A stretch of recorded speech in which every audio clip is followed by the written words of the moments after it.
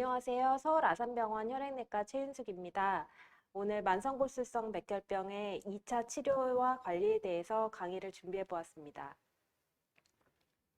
먼저 만성골수성 백혈병이라는 것은 골수와 혈액에 발생하는 혈액암으로 혈액세포 과다 생성을 특징으로 합니다. 면역세포인 백혈구의 증가와 그리고 지혈과 관련되어 되는 혈소판 세포의 증가, 그리고 몸 안에 있는 비장비대가 이 병의 가장 큰 특징입니다. 만성골수성 백혈병은 만성기, 가속기, 급성기 세 단계로 나누어지는데 주로 95%가 만성기에서 진단되는 혈액암입니다.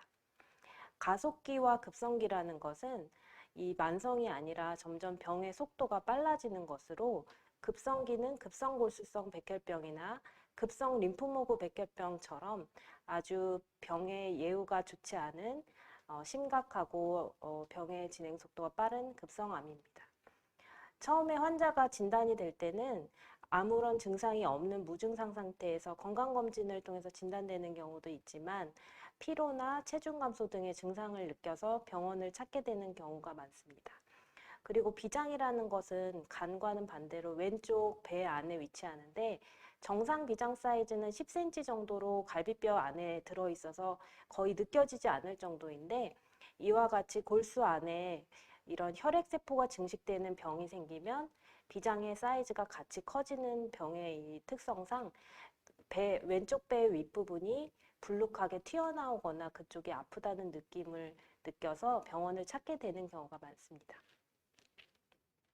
그럼 이 만성골수성 백혈병에 발생하는 원인은 무엇인지 한번 살펴보겠습니다. 우리 몸에는 세포로 구성이 되어 있고 세포 안에는 우리 몸을 구성하는 여러 가지 유전자 정보를 담고 있는 염색체가 있습니다. 염색체는 총 46개로 1번부터 22번까지의 염색체가 있고 그 외에 남자와 여자를 구성하는 성염색체가 있는데 여기에서 9번 염색체와 22번 염색체에 이런 중요한 유전자 두 가지가 있습니다.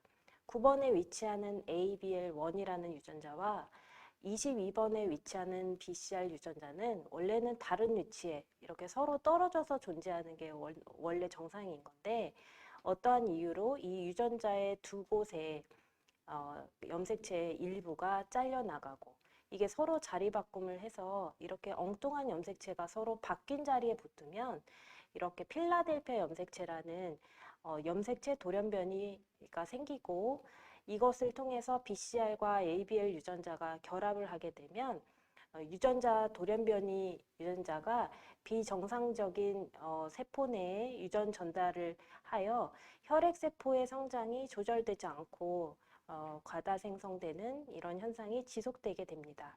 따라서 혈액세포는 골수 안에서 생성되어서 각각의 백혈구, 적혈구, 혈소판 등을 만드는데 이러한 성장 속도는 적절하게 조절되어야 함에도 불구하고 이런 BCR과 ABL 유전자의 잘못된 결합으로 인해서 계속 백혈구의 성장이 지속되고 과다 생성되는 쪽으로 병이 발생하게 됩니다.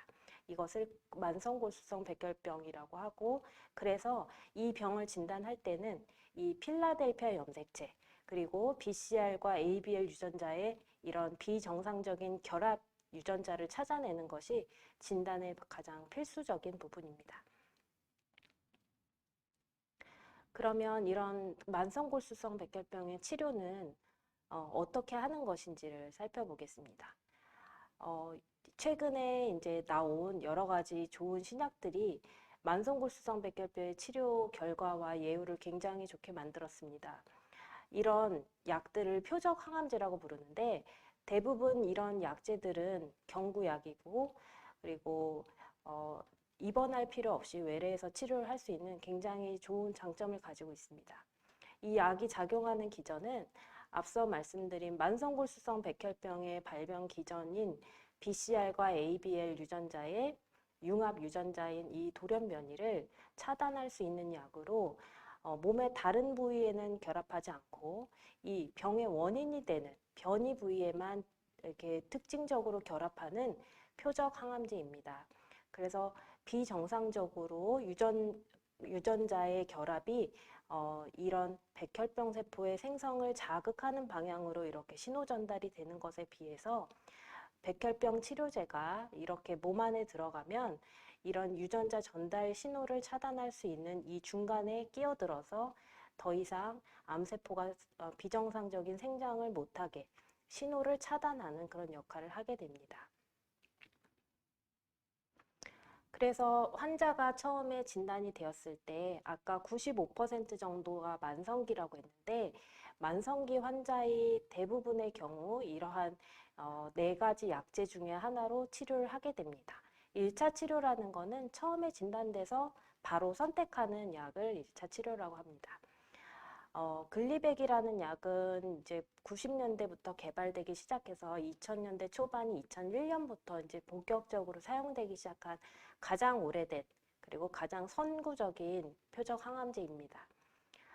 많은 환자들이 글리백을 벌써 20년 이상 복용해왔기 때문에 가장 오래된 그 치료의 역사를 가지고 있고 그렇기 때문에 이 약의 특성과 부작용 모두 잘 알려져 있습니다.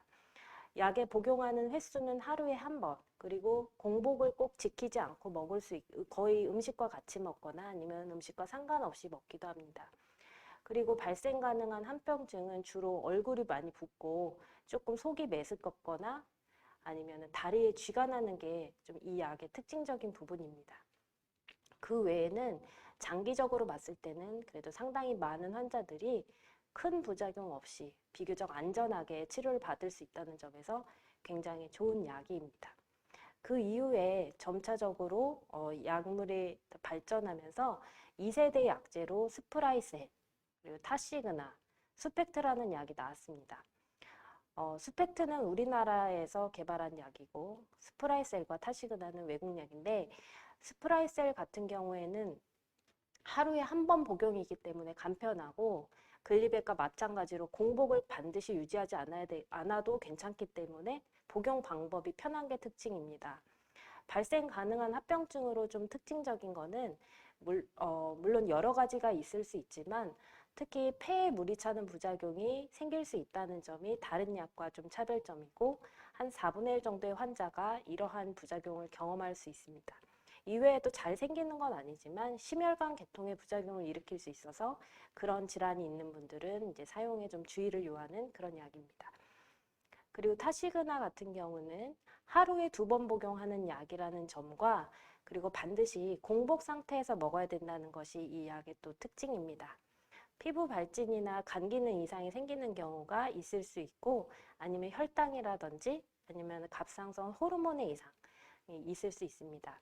그리고 부정맥의 발생이 좀 더 생길 수 있는 위험이 있다고 알려져 있고 그리고 특징적으로는 말초 혈관이 좁아지는 부작용, 췌장염 등이 있을 수 있습니다.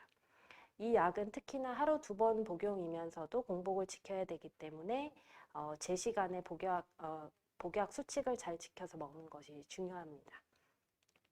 그리고 수펙트라는 약도 타시그나랑 마찬가지로 2회 복용에 공복을 지켜야 되는 약이고 수펙트는 다른 부작용보다도 특히 간 수치가 잘 상승할 수 있다는 점이 좀 특징적인 약이 되겠습니다. 그래서 이 약들을 비교해 보면 글리백은 오랜 기간 우리가 많은 환자들을 임상에서 안전하게 치료했던 경험이 있고 굉장히 좋은 치료 효과와 생존율 증가를 이제 입증한 약이고 그 외에도 스프라이셀과 타시그나 수펙트는 그 이후에 나온 약으로서 글리백보다는 좀 더 강력한 효과를 나타내는 약입니다.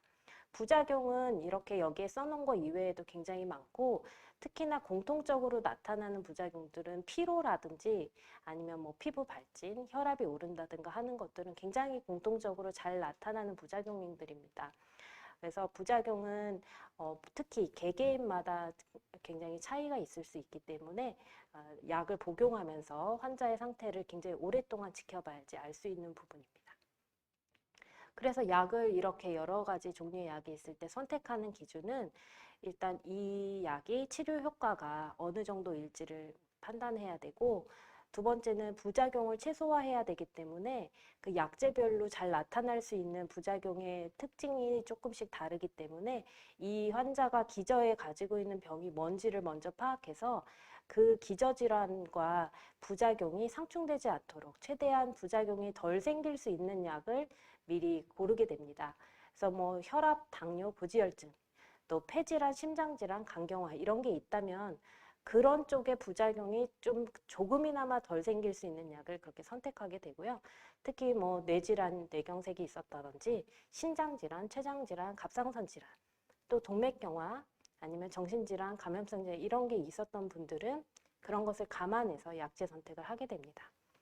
그리고 또 하나 아까 말씀드렸듯이 하루에 몇 번 먹는지 또 공복 상태에서 먹어야 되는지 이런 것들이 다 약마다 조금씩 차이가 있기 때문에 그분이 하는 일, 그리고 제때 식사와 약을 규칙적으로 복용할 수 있는 그런 직업을 가지고 있는지 이런 것들도 고려를 해서 이분한테 어떤 약이 가장 적합하겠다고 해서 1차 약을 선택을 하게 됩니다. 그래서 치료 목적은 만성골수성 백혈병은 이제 이런 약제 개발로 인해서 더 이상 치료가 불가능한 병이 아니라 이제는 치료뿐만 아니라 삶의 질을 개선하고 일상생활에 큰 문제가 없도록 장기간 환자의 건강을 유지할 수 있는 방향을 목적을 가지고 치료를 선택하게 됩니다. 전반적인 예후는 80% 이상이 약을 이런 표적 항암제를 쓰면 잘 반응을 하고 또 장기 생존을 하게 되기 때문에 생명에 지장이 있을 정도로 위험한 상황이 되는 경우는 잘은 없습니다. 하지만 일부 환자는 만성기 치료 도중에 약을 잘 복용하지 않는다든지 아니면은 약을 잘 먹었는데도 부작용이나 아니면은 다른 약제 내성 같은 게 문제가 되어서 한 2.5%에서 3%까지는 가속기나 급성기로 전환할 수 있다고 알려져 있습니다. 이러한 경우는 굉장히 치료에 주의를 해야 되는 그런 것입니다. 그리고 50%에서 60% 이상의 환자는 깊은 분자 유전학적 반응을 획득해서 약을 평생 복용하지 않고 중간에 약제 중단을 시도해 보기도 합니다. 약제 중단 같은 경우에는 모두가 할 수 있는 것은 아니지만 임신을 앞두고 있는 젊은 환자라든지 특히 약에 대한 부작용 때문에 많이 힘들었던 환자는 약을 잘 먹어서 이렇게 약에 대한 반응이 굉장히 좋고 또 5년 이상 오랫동안 치료를 해서 충분하게 병의 억제가 이루어졌다면은 조심스럽게 약제 중단을 하기도 하는 그런 추세입니다. 그리고 예후는 여러 가지 이제 예후를 판단하는 기준이 굉장히 다르긴 합니다. 그 중에서 이러한 경우는 좀 예후가 안 좋을 수 있으니 특히 병이 나빠지지 않는지 잘 봐야 된다라고 하는 부분이 이렇게 여러 가지 6가지 정도가 있습니다. 첫 번째는 만성기보다는 가속기나 급성기로 처음에 진단이 된 사람들은 약이 잘 안 듣거나 아니면 병이 치료에도 불구하고 빠르게 진행하거나 악화될 수 있는 위험 요소가 조금 더 있다고 보기 때문에 치료 이후의 반응에 잘 주의해서 신경을 써야 됩니다. 그리고 고령의 환자, 60세 이상의 환자는 이미 그 자체로 가지고 있는 지병이 있을 가능성도 많고 뭔가 약물 치료를 했을 때 부작용이 나타났을 때 그거에 대한 취약성을 훨씬 더 보일 수 있기 때문에 좋지 않을 수 있습니다. 그리고 비장 크기가 심하게 거대해져 있는 그런 환자는 병이 그만큼 많고 심한 상태라는 것을 의미하기 때문에 좋지 않다고 보고요. 진단 당시에 혈소판 수치가 매우 상승되어 있는 경우 또는 매우 낮은 경우에는 병이 많이 진행하거나 아니면 가속기로 갈 수 있는 그런 위험을 나타내는 지표로서 생각해 볼 수 있습니다. 그리고 아세포라는 것은 원래 혈액 내에서는 보이지 않아야 되는 거고 이게 많이 증가되면은 급성백혈병과 가까워지는 그런 요소라고 볼 수 있습니다. 그래서 아세포의 수가 혈액 내에서 아주 소량 관찰되는 거는 만성 백혈병에서 있을 수 있는 일이지만 이게 수치가 점차적으로 증가된다든지 아니면 10% 이상 좀 많이 나온다거나 하는 경우에는 이 또한 굉장히 불량한 예후 인자가 되겠습니다. 그리고 그 외에도 뭐 호흡염기구라고 하는 이런 백혈구가 증가된 경우도 좋지 않은 예후를 보입니다. 아까 대부분이 만성기라고 했지만 이제 또 일부 환자는 가속기나 급성기로 진단되기도 합니다. 이런 경우의 치료는 골수 내 아세포가 특히 가속기의 경우 10% 이상이기 때문에 일반적인 약물 치료보다는 훨씬 더 고용량을 씁니다.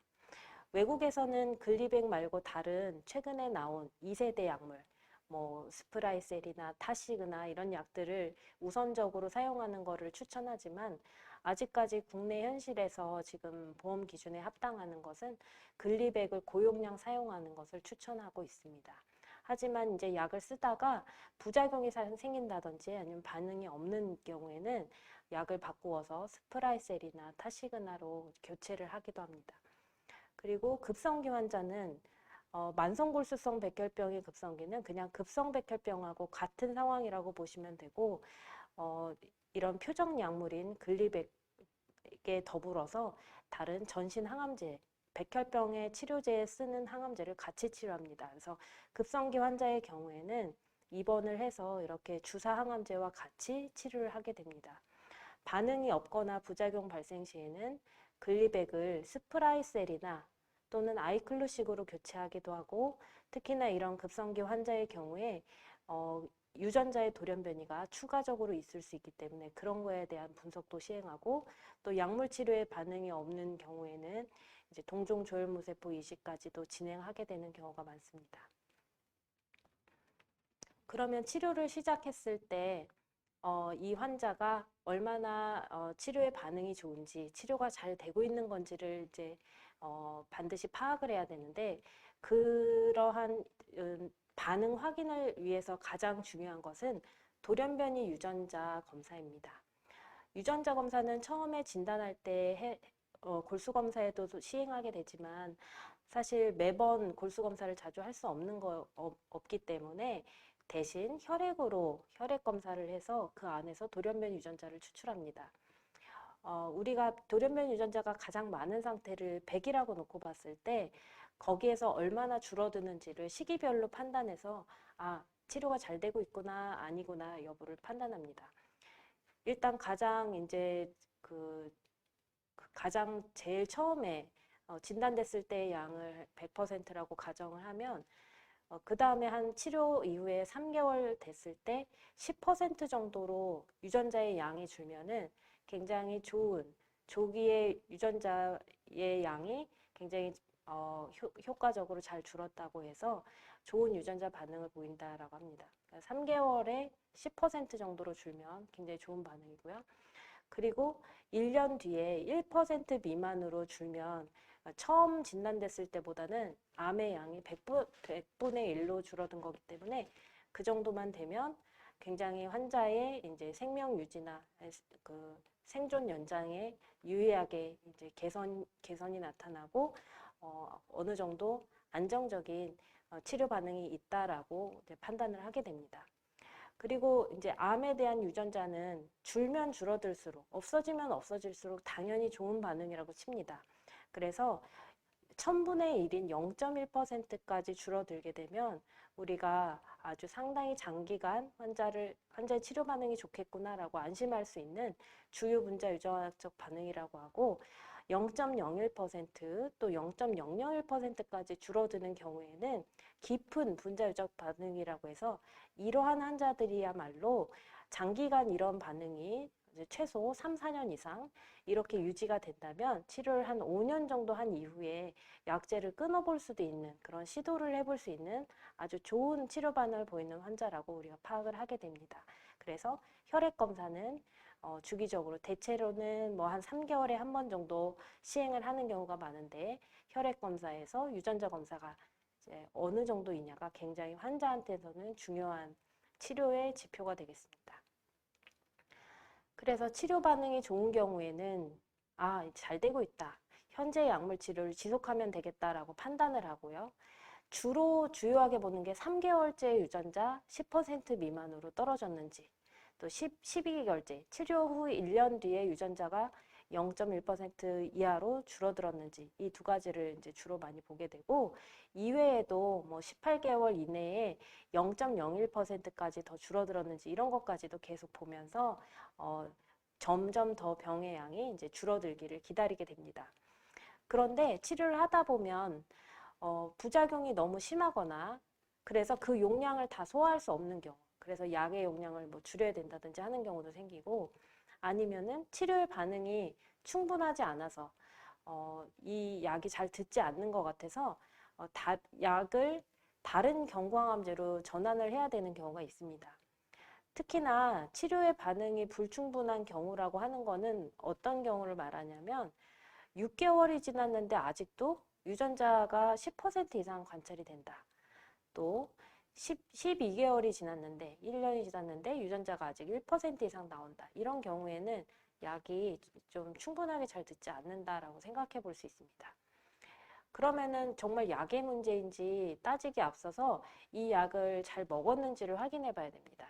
약의 용량 그리고 복용 방법을 잘 준수를 했는지, 약을 깜빡하고 못 먹은 날이 많지는 않은지, 특히 부작용 때문에 약을 중간에 중단할 수밖에 없었던 그런 약을 제대로 투여하지 못한 기간이 많다면 그것 때문에 반응이 늦게 오는 거일 수도 있기 때문에 그런 약의 투약 상태를 잘 파악해야 되고, 이렇게 반응이 불충분한 경우에는 아까 말씀드린 BCR과 ABL 돌연변이 유전자에서 그 약이 부착되는 곳에 약물이 그 들러붙는 그 유전자에 돌연변이가 있지 않은지를 또 검사를 해봐야 됩니다.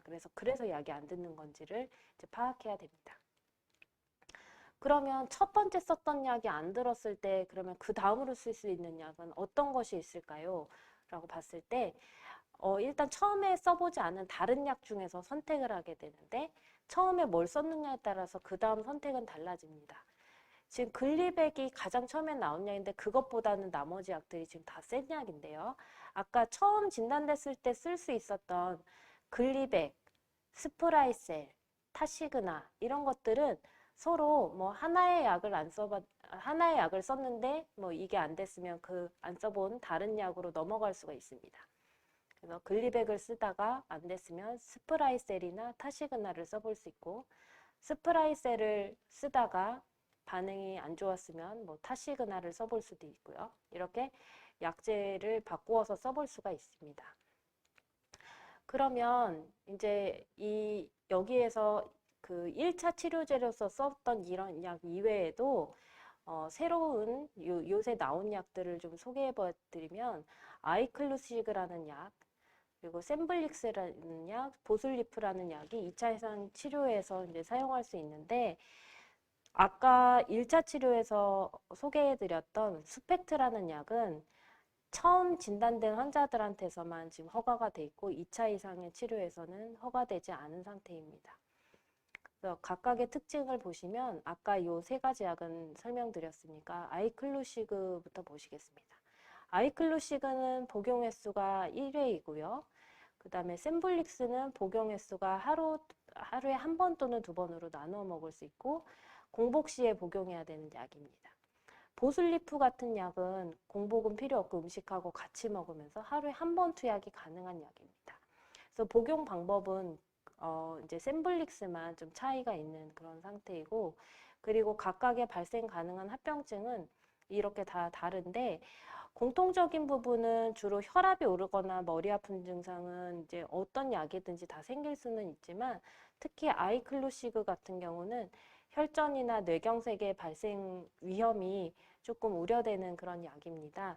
그래서 이게 모든 환자한테 다 생기는 거는 아니지만, 특히 나이가 많거나 이미 혈관 상태가 좋지 않은 환자에게서 이런 약을 써야 된다면 굉장히 주의가 필요합니다.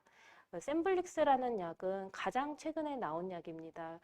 이거는 주로 관절 근육통이 생기는 게 좀 특징적이고, 상기도 감염이라 해서 감기 증상이 잘 나타날 수 있다고 되어 있고, 설사나 속이 안 좋은 증상이 약간 있을 수 있다고 되어 있지만, 그래도 최근에 나온 약, 그리고 효과가 매우 강력한 이 두 약을 비교했을 때 약의 효과에 비해서는 부작용의 그런 강도는 그렇게 심하지 않은 것으로 파악되고 있습니다. 그리고 보슬리프라는 약은 아직까지 이제 국내에서 보험이 허가되지는 않은 상태이지만 내년에 이제 보험으로 적용돼서 환자들에게도 치료가 가능한 약으로 이제 이 세 가지 약이 새로 소개되는 약입니다. 아이클루시그를 좀 더 자세히 보시겠습니다. 아이클루시그는 현재 첫 진단된 환자한테서는 쓸 수가 없고, 첫 번째 약에 실패한 2차 또는 3차 이상의 치료제로서 만성기나 가속기, 급성기 환자한테서 쓸 수 있습니다. 어떤 이제 약물 치료가 안 들었을 때 특히 약제 내성 돌연변이 유전자가 있는지를 검사하게 되는데 그 중에서 가장 강력한 유전자 돌연변이는 T315I 유전자 돌연변이입니다. 이게 있으면은 예전에는 이 아이클루시그라는 약이 나오기 전에는 무조건 이식을 했어야 했고 타시그나나 스프라이셀 같은 약도 듣질 않습니다. 이 유전자 돌연변이가 있는 경우에는 현재까지는 아이클루시그만이 유일하게 경구약으로서는 치료 효과가 인정되어서 국내 보험 승인을 받은 상태이고 전반적으로 어떤 내성을 가진 돌연변이 유전자가 있더라도 효과를 기대해 볼 수 있는 굉장히 강력한 약입니다. 처음에 시작되는 용량은 45ml이지만 아까 말씀드린 대로 혈전이라든지 뇌경색 이런 혈관계통의 부작용을 우려하기 때문에 효과가 있으면 최대한 빨리 용량 감량을 시도해서 조금 낮은 용량에서도 효과를 지속적으로 해서 장기간 유지할 수 있도록 하는 전략을 하고 있습니다. 그 다음은 이제 셈블릭스입니다. 셈블릭스는 기존에 나왔던 약이랑 조금 여러 가지 치료의 작용 기전이 좀 다른 약입니다. 우리나라에서는 지금 올해 7월부터 보험급여가 됐는데 앞에서 아이클루시그는 T315I 유전자 돌연변이가 있을 때 쓸 수 있었지만 셈블릭스 같은 경우에는 국내에서는 T315I 유전자 변이가 있으면 쓸 수가 없습니다. 두 가지 이상의 약제를 치료를 해봤는데도 약이 잘 듣지 않거나 아니면은 부작용 때문에 쓸 수가 없는 성인 환자한테서 3차 약으로 이제 치료를 받은 상태입니다. 고용량 사용 시에는 유전자 T315I 유전자 변이가 있는 사람한테서도 효과가 있다고 하는 데이터가 있지만 아직 장기적인 데이터가 없어서 조금 더 추가적으로 나오는 연구 결과를 기다려봐야 될 것 같고 하루에 2번 공복에 복용하는 이 방법을 주로 많이 쓰게 되고 이제 40ml 2번 정도를 투여를 많이 합니다. 부작용은 근육 관절통이나 상기도 감염 아니면 고혈압, 고지혈증, 심혈관 질환, 복통, 설사, 오심, 췌장염 이런 것들이 일어날 수 있다고 되어 있는데 전반적으로 부작용의 강도는 그렇게 심한 경우는 흔하지 않은 걸로 되어 있고 주로 위장관 계통, 속이 안 좋다, 설사가 난다 하는 이런 부작용들이 비교적 흔한 것으로 알려져 있습니다. 그러면 기존에 나온 글리백, 스프라이셀, 타시그나 이런 약들과 이 새로 나온 약들이 어떻게 이제 작용에 있어서 다른지를 살펴보면은 BCR과 ABL 유전자가 결합됨으로써 이렇게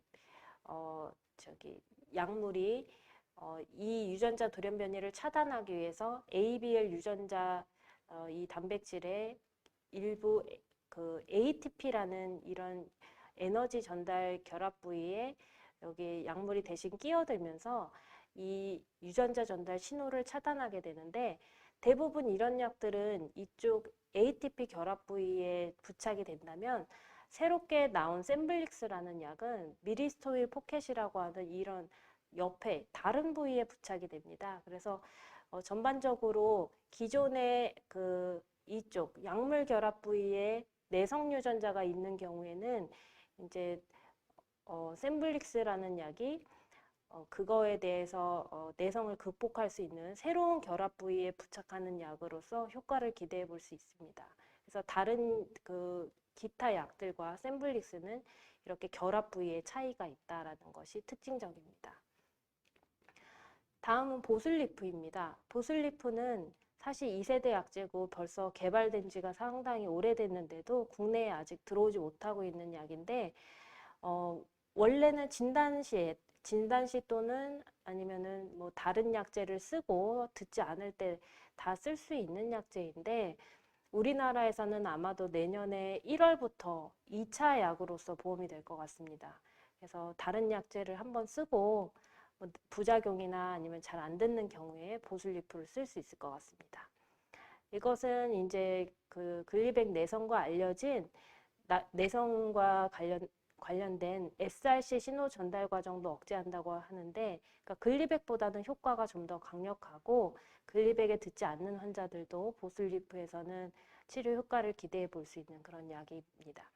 만성기에서는 400ml를 주로 하루에 한 번 음식과 함께 복용하는 것이고 공복이 아니고 오히려 음식과 같이 먹는 것을 권장하고, 이 약 같은 경우에는 주로 간 수치 상승이라든지 아니면 설사, 구역 이렇게 위장관계 계통의 부작용이 있을 수 있고 혈소판 감소나 발진 같은 것이 생길 수 있습니다. 보슬리프는 다른 스프라이셀이나 아니면 타시그나 같은 약과 비교해 보면 심혈관 계통의 부작용은 그다지 빈도가 많지는 않아서 보슬리프는 여러 가지 다른 약과 더불어 치료의 옵션으로 써볼 수 있는 약이 되겠습니다. 그러면 환자가 지켜야 될 주의사항은 어떤 게 있는지 한번 살펴보겠습니다. 환자들은 일단 이 본인이 처방받아서 복용해야 되는 이 약이 금식을 해야 되는 약인지 아니면 그냥 식사와 상관없이 또는 음식과 함께 먹어야 되는 건지 그거를 잘 교육을 받아야 됩니다. 금식을 지켜야 되는 약만 우선 말씀드리면 타시그나와 수펙트, 셈블릭스입니다. 주로 금식이라는 거는 밥을 먹고 나면 한 2시간은 돼야 밥이 내려가거든요. 그래서 위가 비워졌을 때 약이 들어가야 되고 그 다음에 1시간 동안은 다른 걸 먹지 않는 이것을 이제 지켜야 됩니다. 그래서 약을 일정한 시간에 매일매일 먹어야 되기 때문에 식사 시간도 들쭉날쭉하지 않게 좀 일정한 식사 패턴을 유지하는 게 중요할 것 같습니다. 그리고 자기 마음대로 약을 먹었다가 안 먹었다 하는 경우가 가끔 있는데 이거는 뭐 의도하셔서 그런 분도 있겠지만 너무 바쁘고 또 일을 하다 보니까 아니면 여행을 가다 보니까 뭐 본의 아니게 그렇게 되시는 분도 있습니다. 근데 이거는 내성을 유발하는 지름길이기 때문에 최대한 피해야 됩니다. 그리고 술, 담배는 특히나 여러 가지 목적으로 해서는 안 됩니다. 왜냐하면은 이제 이런 약을 지금 뭐 여러 가지 약을 소개해 드렸지만은 거의 공통적으로 나타나는 우려사항이 뭐 혈압을 비롯해서 고지혈증, 그리고 혈관계통, 심장, 뭐 뇌혈관계통의 부작용이 이제 어느 약이든 상관없이 공통적으로 주의해야 되는 장기 합병증 중에 하나이기 때문에 술, 담배를 해서 뭐 폐나 심장, 간 이런 데에 기능이 떨어진다면 약을 견디는 그런 약제를 견디고 또 그 부작용을 이겨내는 그런 측면에서 훨씬 더 취약해질 수밖에 없습니다. 그리고 이제 주기적인 건강검진과 체크가 필요한데 뭐 여러 가지 건강검진을 다 봐야 되겠지만은 특히나 약제가 공통적으로 혈압과 혈당, 고지혈증 같은 것을 악화시키는 경우가 많기 때문에 또는 이 약이 직접적으로 악화시키지 않는다고 하더라도 본인이 이런 고혈압이나 아니면 당뇨, 고지혈증을 만약에 놓치고 모르고 있는 상태에서 또 이러한 약까지 복용하게 된다면 훨씬 더 이런 혈관 상태가 안 좋아질 수 있기 때문에 이러한 전반적인 건강 상태를 함께 관리하고 체크해 나가는 것이 중요합니다. 그리고 규칙적인 운동은 건강을 좋게 할 뿐만 아니라 환자들이 거의 대부분 겪는 이런 치료 과정의 피로, 그 다음에 우울감 이런 것들을 개선시킬 수 있습니다. 그리고 여자 환자의 경우에는 이 약을 먹는 상태에서는 아이를 가지면 안 되고 그래서 철저한 그런 피임을 하고 또 만약에 가족 계획을 해야 된다면 의사와 먼저 상의를 하고 어떻게 약을 어느 시기에 끊고 임신을 시도해 볼 건지에 대한 그 상의가 먼저 이루어져야 됩니다. 그 다음으로 지켜야 될 주의사항으로서는 같이 투여되는 약제에 대한 상호작용을 고려해야 됩니다. 한약이나 건강식품 이런 것들은 약과의 관련성을 파악할 수 있는 어떤 데이터가 부족하기 때문에 어떤 성분이 들어가고 있는지를 알 수 없는 이런 약들은 섭취를 자제하는 게 필요하고 자몽의 섭취는 약물의 농도, 약물의 대사에 영향을 주기 때문에 대체로는 항암제의 용량이 몸 체내에서 올라갑니다. 그렇다는 것은 더 부작용에 대한 위험 노출이 많아지는 거기 때문에 섭취를 금지하는 것이 좋습니다.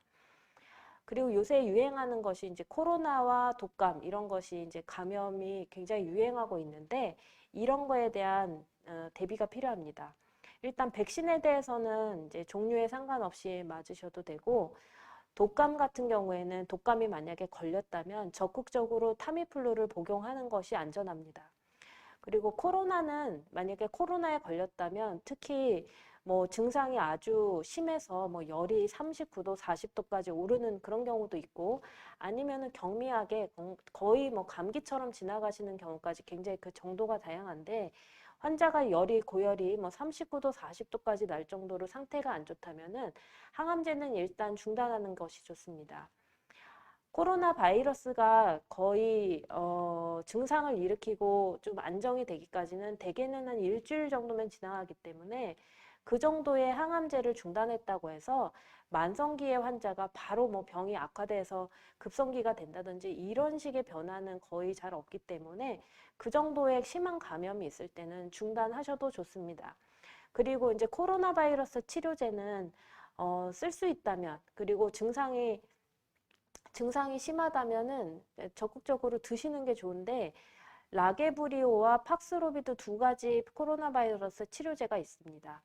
라게브리오 같은 경우는 이제 특히나 약물 상호작용이 없기 때문에 하루 2번 5일간 복용하는 약인데 안전한 편이고 팍스로비드는 먹어도 되기는 하지만 이 약은 약물 상호작용이 있는 약입니다. 그래서 팍스로비드를 드실 때는 항암제는 그냥 끊으시는 게 좋습니다.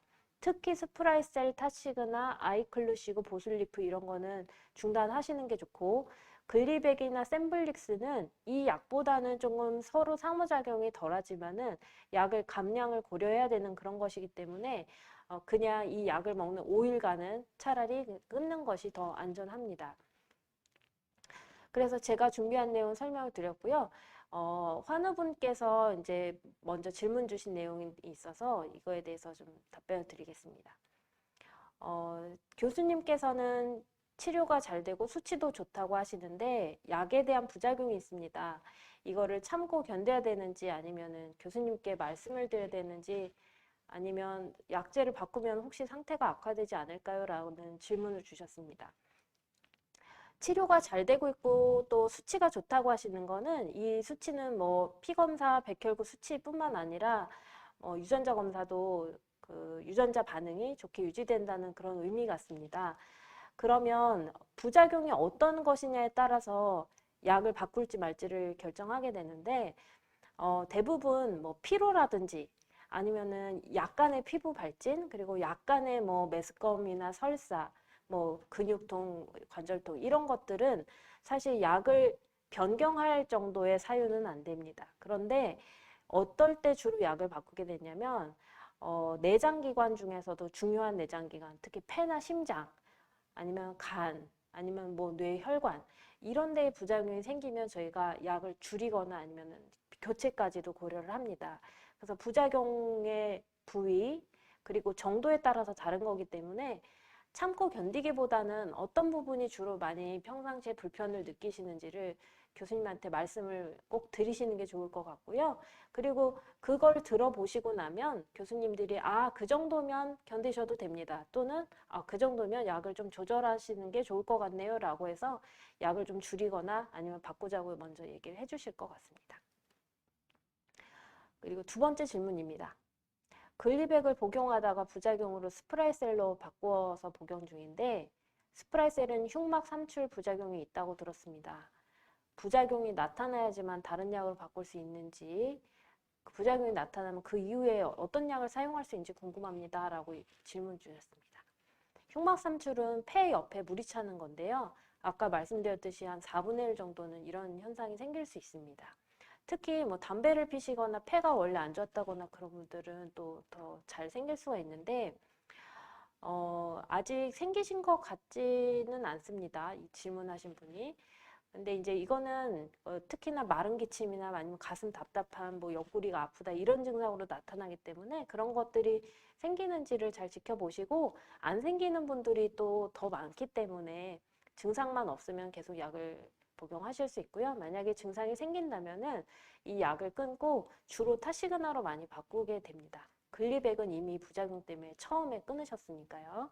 그리고 뭐 타시그나에도 문제가 있다면 아까도 지금 제가 소개해드린 바와 같이 셈블릭스랑 아이클루시그라는 또 새로운 약이 나왔고, 그다음에 보슬리프라는 약도 내년에 또 나올 예정이기 때문에 이제 그런 약들 중에서 사용할 수가 있겠는데요.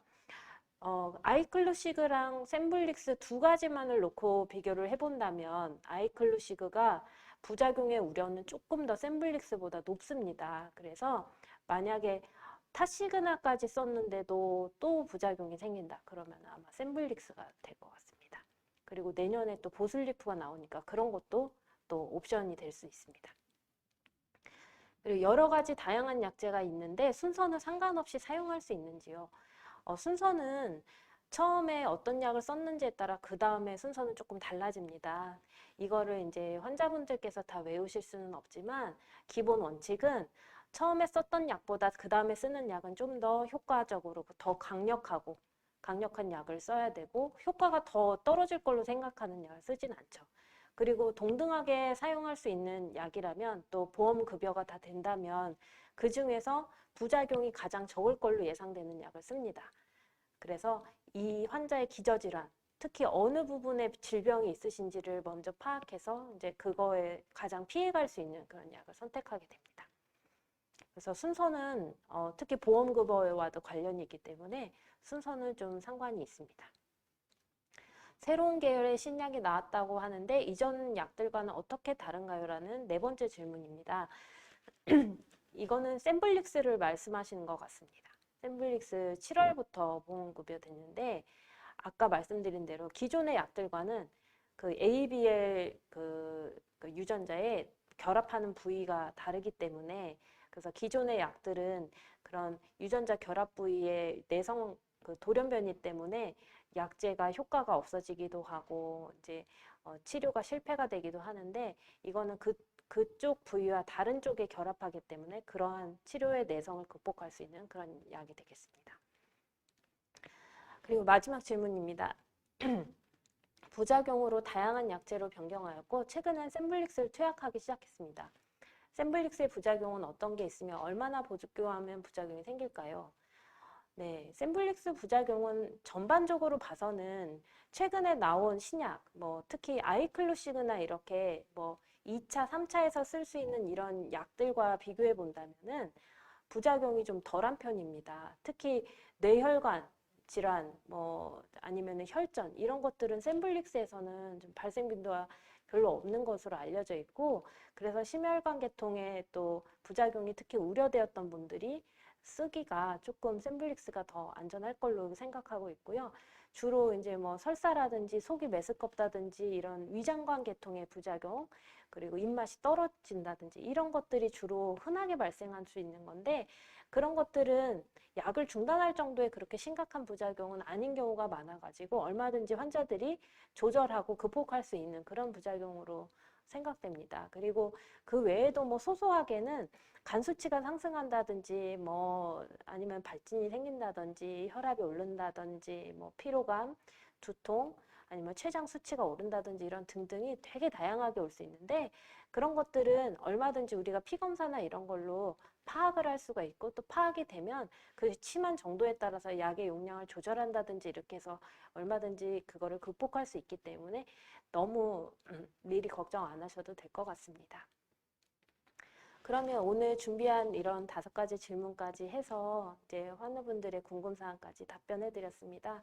그래서 여러 그 내용이 많았지만 특히 최근에 나온 이런 신약까지 해서 점점 만성골수성 백혈병 환자들의 치료는 다양해지고 우리가 좀 더 많은 무기를 이제 얻은 셈입니다. 그래서 굉장히 긴 치료 여정이지만 이렇게 좋은 약들과 더불어서 각자에게 맞는 약을 잘 선택하셔서 또 장기적으로 잘 몸 관리와 그리고 약을 잘 챙겨서 이렇게 복용하신다면은 꼭 다시 좋은 건강 상태와 그리고 또 좋은 삶의 질을 다시 얻으실 수 있을 겁니다. 이상 경청해 주셔서 감사합니다.